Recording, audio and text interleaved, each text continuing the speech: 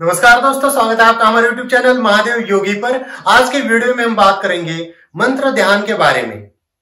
आप सोच रहे होंगे कि मंत्र उच्चारण एक अलग चीज हो गई और ध्यान एक अलग चीज हो गई, फिर ये मंत्र ध्यान कैसे? आज मैं इसी के ऊपर आपको डिटेल्स में जानकारी दूंगा, तो चलिए शुरू करते हैं। दोस्तों, ध्यान क्या है और क्या ये किया जाता है या घटता है?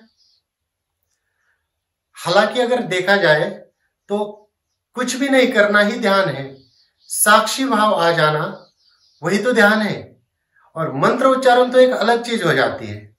लेकिन हम सामान्य लोगों का ध्यान लग नहीं पाता, इसलिए अलग अलग विधियों का सहारा लिया जाता है, अलग अलग चीजों का सहारा लिया जाता है। उसी प्रकार से मंत्रों का भी सहारा लेके जो ध्यान की विधि की जाती है उसको मंत्र ध्यान कहते हैं।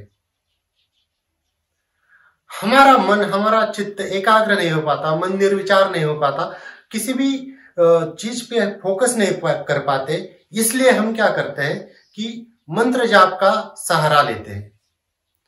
कोई भी मंत्र हो सकता है, या ओम का उच्चारण हो सकता है, या गायत्री मंत्र हो सकता है, किसी भी भगवान का विशेष मंत्र हो सकता है। जब आप मंत्र ध्यान का अभ्यास करते हैं, इसका मतलब आप क्या करते हैं किसी भी एक मंत्र को लेकर उसका उच्चारण करते हैं, उसका जप करते हैं।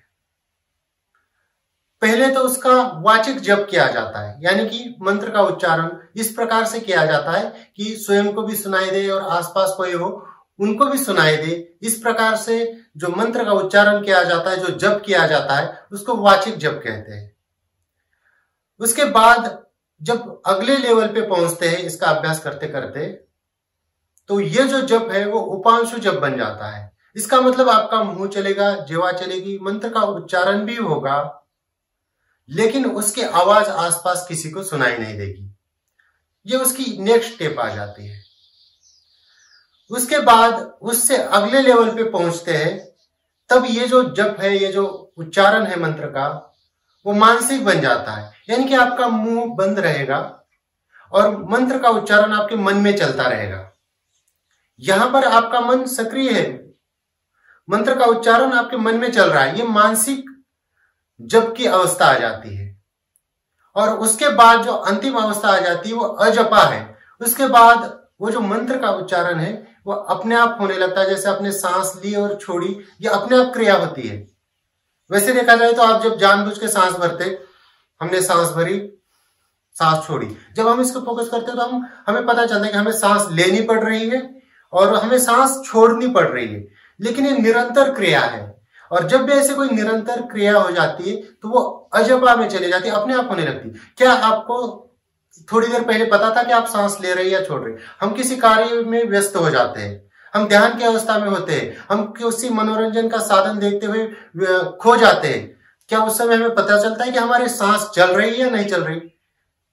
हमें पता नहीं चलता, लेकिन वो सांस चल रही होती है। इसका मतलब वो अजपा अवस्था में पहुंच जाती है। उसी प्रकार से जब आप किसी विशेष मंत्र का उच्चारण का अभ्यास वाचिक, उपांशु, मानसिक से जब निरंतर अभ्यास आपका बढ़ता जाता है तो अजपा हो जाता है। वो उच्चारण होता रहेगा, आप उसमें आपको पता भी नहीं चलेगा, ना आपके मुंह हिलेगा, ना आपका मन उसकी तरफ चला जाएगा, लेकिन वो उच्चारण होता रहेगा, जिस प्रकार से हमारी सांसें अपने आप चलती रहती है।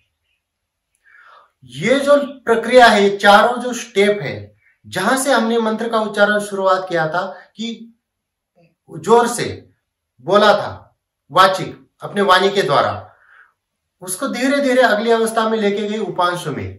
उच्चारण तो होता रहा लेकिन आवाज बंद हो गई। उसको धीरे धीरे उसके अगली अवस्था में जब ले गए मानसिक, तो सिर्फ मन के साथ उसका कनेक्शन रहा। और जब उसके अगली अवस्था में चले गए तो धीरे धीरे धीरे हमारा मन, हमारा चित्त एक गहरी अवस्था में उतरता जाता है। मंत्र के उच्चारण द्वारा मंत्र की शक्ति भी उसमें सहायक बन जाती है, और हमारा जो चित्त, हमारा जो मन है, धीरे धीरे धीरे धीरे गहराई में उतरता जाता है। और इस अवस्था में एक अवस्था आगे जाके फिर ऐसे आती है कि हमारा ध्यान लग जाता है। और वो जब ध्यान की अवस्था आती है वह है ध्यान। और वह ध्यान के लिए हमें ये सारा पीछे का जो करना पड़ा वो उस लक्ष्य को प्राप्त करने के लिए करना पड़ा।